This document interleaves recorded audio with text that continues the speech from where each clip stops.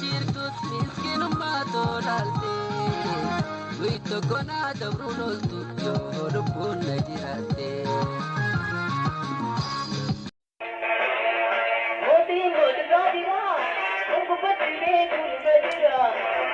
Dhufe Oromoo.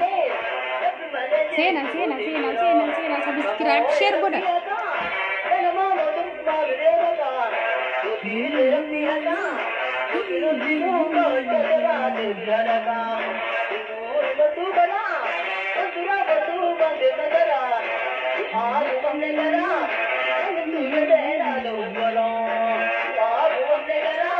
Mani dunia seenaa ta'uu bara. Aku berdiri pun berjira, boleh bersyarame, tapi mana jiru tindera.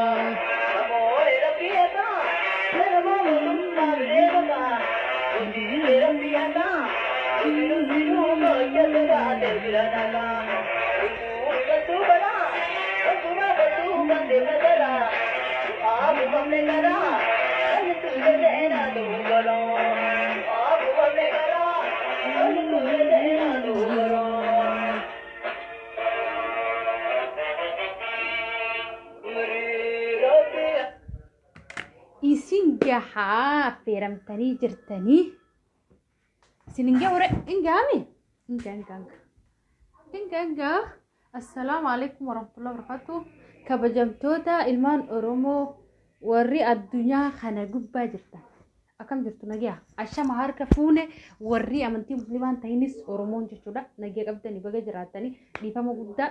yeroo hedduu assalaamu alaykum wa alaykum salaam qofa je'eetiin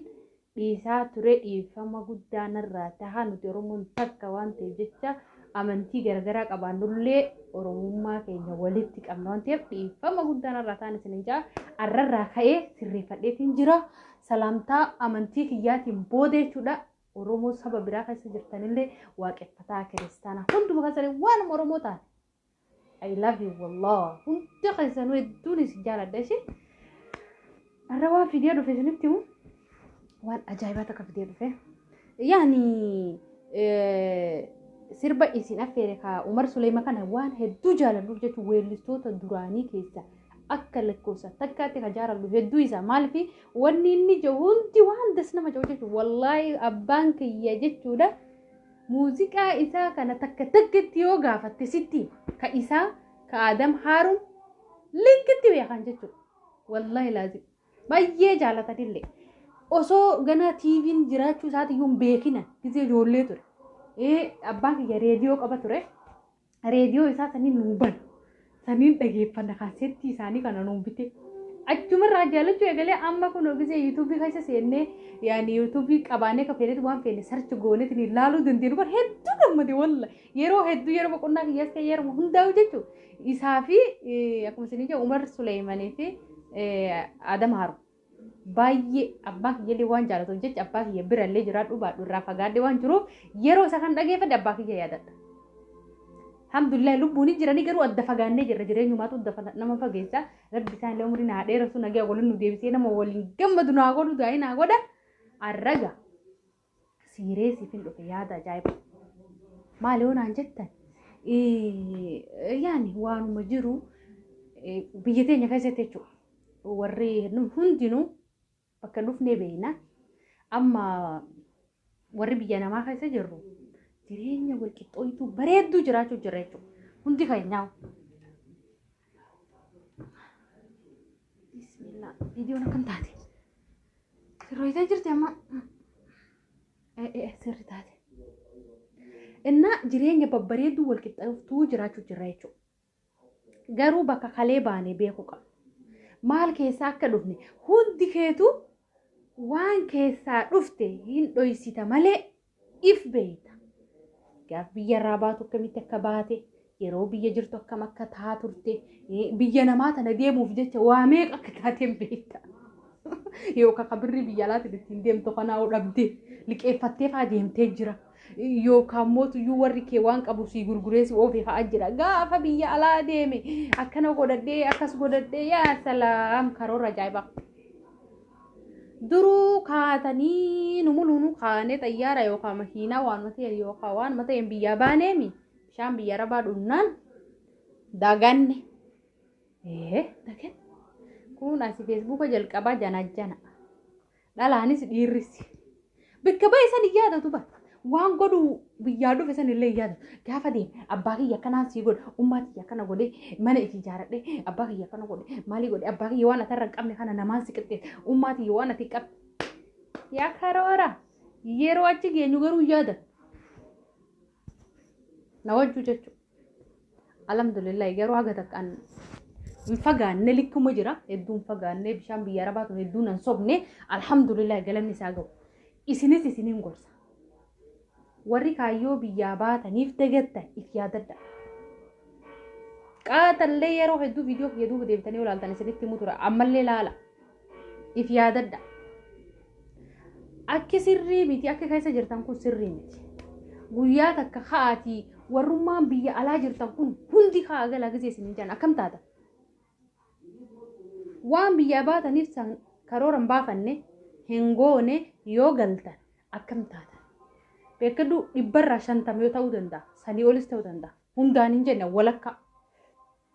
kawaan biyya baay'ee kaayyoo fi galmaan gaatee akka gaariitti warra fillee boonsee fillee boonee akka gaarii jireenya bareeduu jiraatu hedduu jira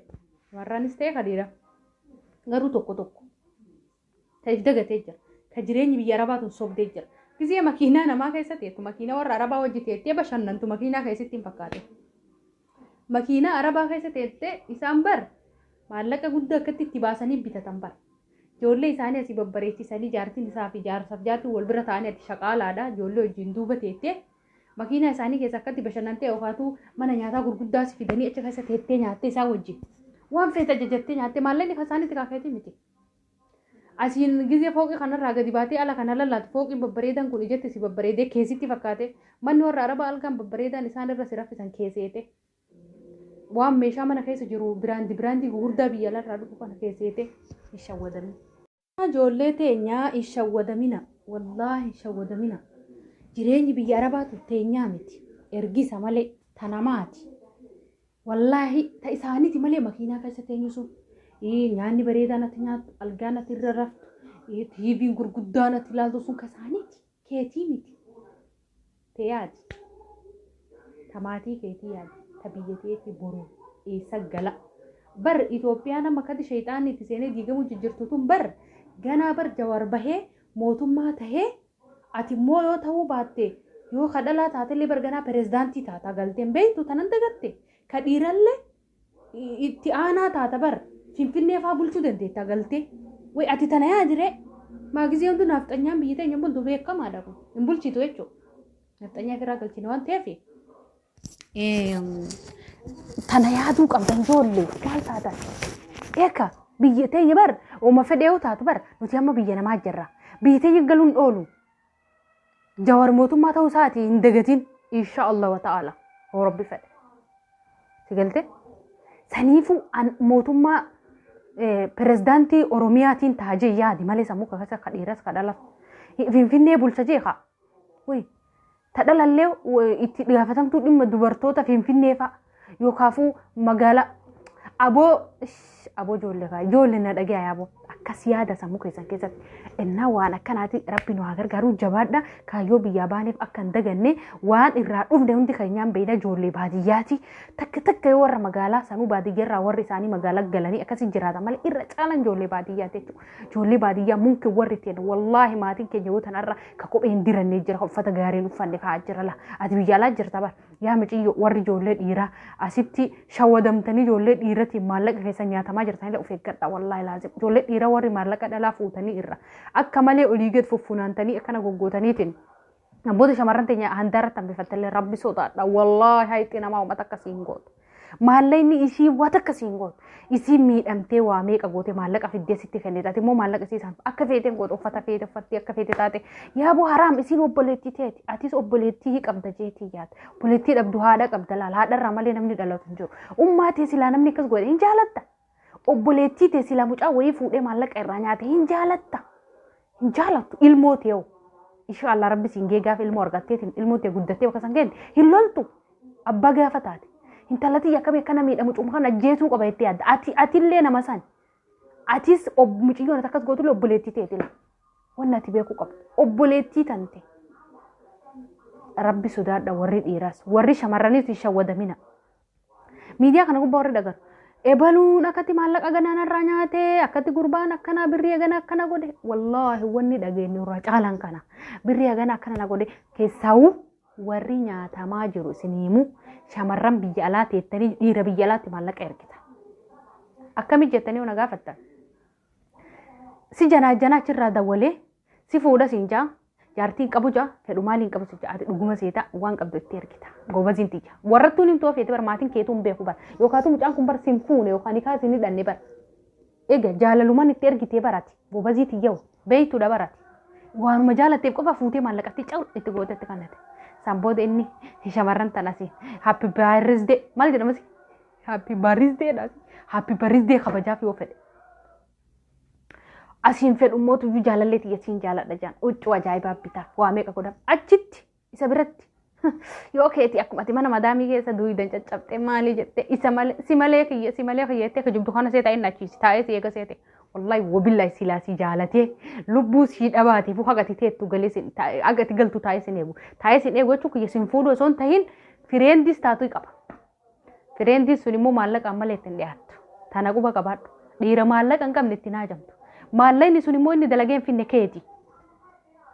gizee kana maal godhu jirta isa balleessu jirta borus gaafati galtes fireendummaan isaa wajji turan san isaan hin dhiiftu si dhokatanillee taatu dhaqanii walitti fireendiidha maaltu si gube kana hunda maaltu si gube maallaqa akkaawuntii keetirra kaayyatte gaafa galte akkaawuntii keetirraa gadi buufatte waan feete wajjiin dhayxanii bakka baankee jiru si fuudhee raga nikaas hidhate kan nikaas hin hidhanne hin jenne sandaaran bubbeen fuute haa ta'u maal si godha shamaan akkanumaan si janaa janu kamaatii kan keetti dhaqee maatiin isaanii lama waliin beeyne qilleensa rabbi isaa godhuuf ittiin dheessinsa fakkeenyaaf kan nikaas hidhatee hin baanaan maatii kee wajji maatii isaa wajji dhuftanii galtee gaati wajjiin mana bitattanii waan fedhan godhatanii mana keessanii waan isin barbaachisu hunda guuttattanii jireenya gaarii jiraatta ilmoota keessan dhaltanii jiraatta. Ati asii hin gubatta inni achitti bashannana maalantal maaltu si gube wallahi ijoolleen shamarranii if eeggadha isinii shawwadin dhiirri biyya teette biyyas ta'ee biyya namaa keessatti illee wanni akkanaa kun hedduu jira hundaafuu if eeggadha mee miidiyaa kana gubbaa deddeemaa laala kun asiin akkana na godhan birrii hagana narraa fudhate kun isiin fuudha jee akkana na godhe san booda birrii tiyyaan jaartii fuudhe wanni hin dubbatamne hin jiru. Kanarraa yoo gorsan fudhanne immoo gorsaayyuun fudhatan jeetii yaada dhakaa matarra isin hin kenne uf beekaa jool min ayinat nagar noo yaa akee if beekuu qabdanii jijjiirama shamarran ta'e arrarraa booda ammaan booda jechuun boo'insa keessan akka hin dhageenye laal gammada fataa jedhaa zanaa jedhaa jiraadha akka kiyya kanatti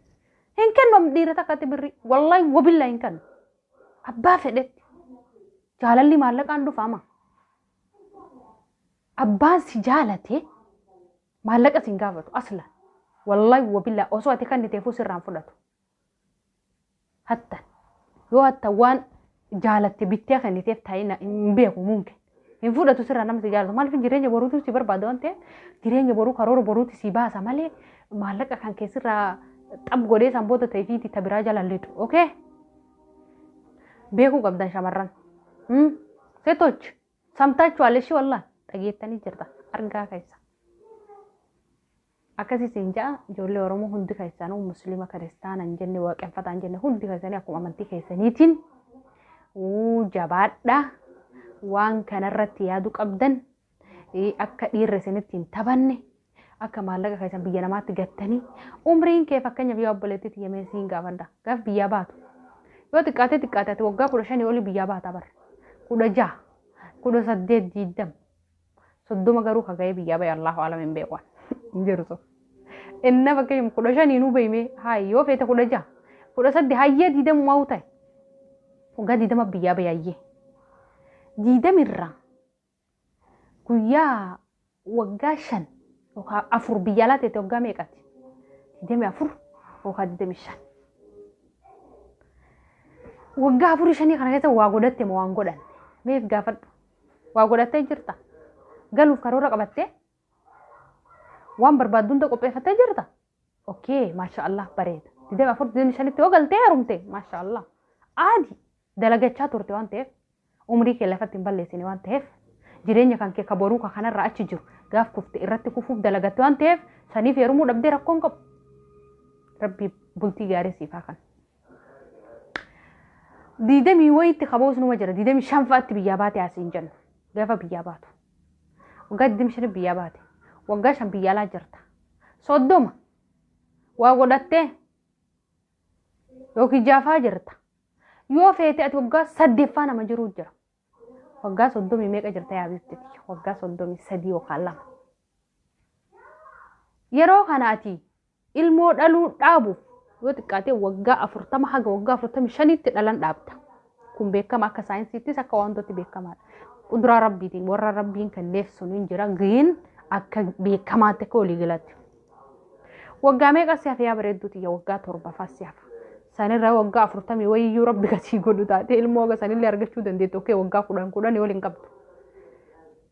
Waggaa 10 kana keessa eessaa fuutee ilmoo walumarra kakkaawwadda ilmoo 10 yoo dhalte waggaan rabbi siyaa kan. Sammuu isin cinquu barbaadee osoo hin ta'in wallaahi wanni kun waan itti yaadamuu qabu. Asla wallaahi waan itti yaadamuu qabu. Maaliif jennaan nuti shamarran wallaahi umriin keenya akka deemaa jiru hin beeknu. Nutti sin fakkaatu. Bifa bareedaa amma qabnu kan waan nurraa deemu nutti fakkaatu. Yeroo amma bashannanaanii jirru tana boru akkanumatti waan teettee nu eedu nutti fakkaatu. Garuu yeroon hin teessu. Wallaahi wabillaahi waan ajaa'iba hin teettu yeroo. Umriin teenya dabalaa dhufti. Guyyarraa guyyatti warri amma nu jaalatu kun mungkin gizee nuti itti jijjiiramne yookaan malkiin keenya qayyaramne nu jibbuu danda'a. Unkaan waan biraa dhiisiti. Si osoo heerumni amma bareeduma kan keefirraa balleessitee booda turtee heerumte kana dhiisi. Abbaan manaa yeroo ati bareeddu kana si fuudhee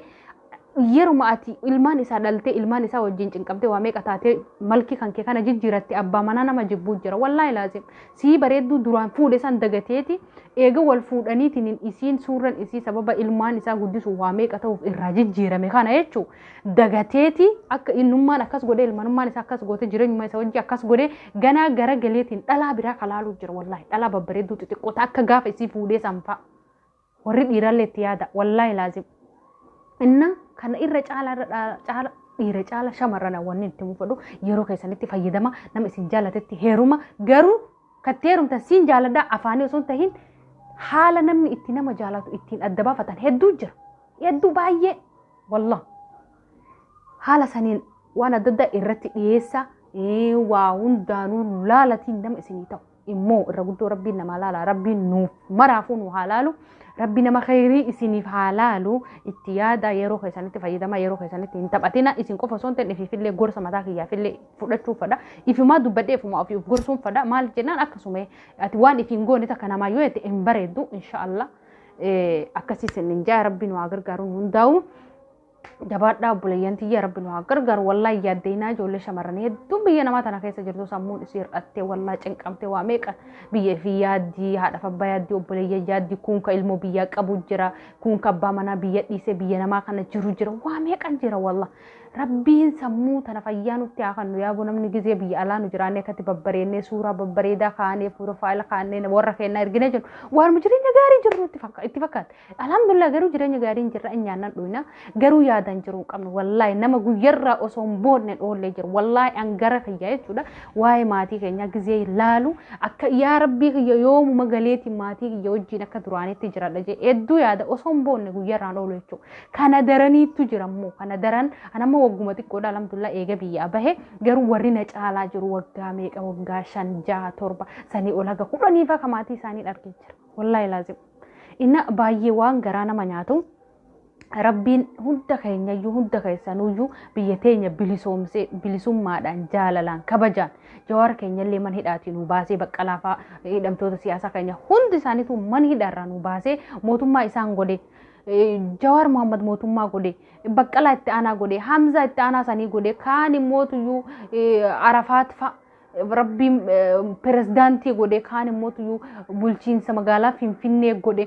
Abu Maali isin ilmaan Oromoo ta'idhaa jirtu tana hunda Finfinnee tana keessa Oromiyaa tana keessa bulchaa rabbi godhe boo anis mucaa tokkoon qabaa mucaa kiyyallee rabbiin pirezidaantii godhe pirezidaantii mootummaa naannoo Oromiyaa godhe inshaallah rabbiin bakka sanitti rabbi walitti nu hafiduun isin ja'a inshaallah gammada bashannanaa jiraadha ilmaan Oromoo hedduu isin jaaladha waan Isinitti dhaamadhu iyyaadina shamarran ta'e iyyaadina shamarran otoo hin ta'in warrummaan dhiiratu iyyaadina hundi keessanuyyuu takka immoo bakka takkatti malee bakka takkatti ijoolleen dhiiraa hojii hedduu sin qabdu maallaqallee yaga dhalaa san argattu warri cinqamtanillee hin jirtanii rabbi isin haa gargaaru wanni biyya takkatti gaalaa biyya takkatti baala jaa. Homaa isinillee biyya teessan keessa osoo jiraattanii akka feetanii jiraattanii yookaan immoo angoonis keessanuma ammas taatu angoon keessanuma intala rabbi kabajoo rabbi isinitti qabe akkuma duritti angoo isin afanne jechuudha yookaatu maallaqallee taate ima argattan inshallah waan takkaafuu yaadina isin jaalman oromoo hunda keessanuu kan addunyaarra jirtan bakka feetanuu jirtan rabbi isinitti haa tolu jireenya gaarii nu mara rabbii nu jiraachuu isin ja'a wal jaaladha wal kabaja tokkummaa jabeessaa bakka jirtanii kutaa fi gendaan waliin qoodina takka tahaati.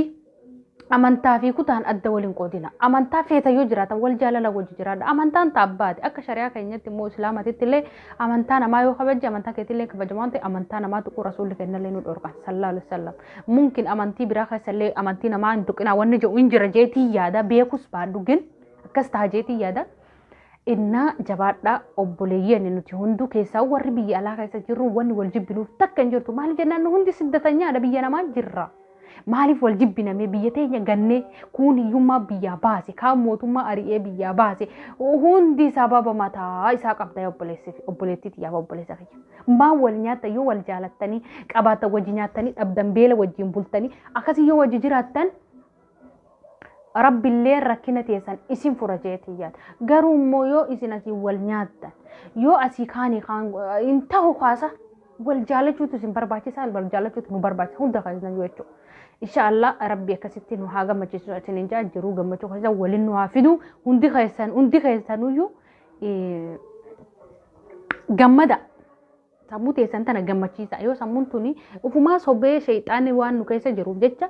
nu cinquu fadha jechuudha shayxaana jalaa dida maaliif bakka namni gaheen gaa inshallah kaayyoo taarra osoo hin ta'in taboruuf duratti karoorrachi qabadduuti yaa rabbi karoora kuyyarra na gargaari jee rabbi ittiin nu gaa inshallah maal balleessine. Maal balleessine rabbi irraa ilmaan oromoo bakka hundatti cinqamaa dararamaa maal ta'a ka jiran saniifuu rabbiin nutti haa bal'isu jireenya bal'inaa keessa rabbiin nu haa jiraachisu hidhamtoota teenya hunda hidhaadhaan nu haa baasu nu haa gammachiisu dhiiga hacee keenya rabbi nu haa baasu ijoollee meekkana jaa bakka jirtani walla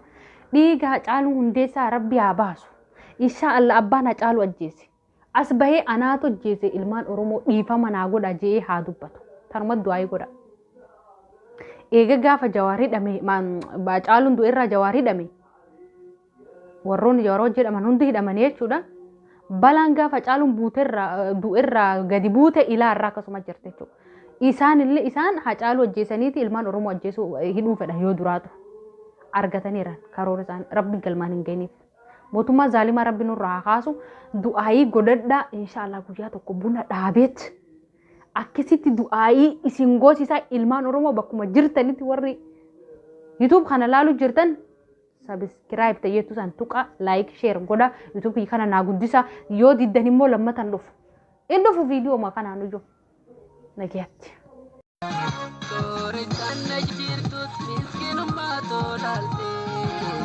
Wito kona dabrunos tu yo lubun najirate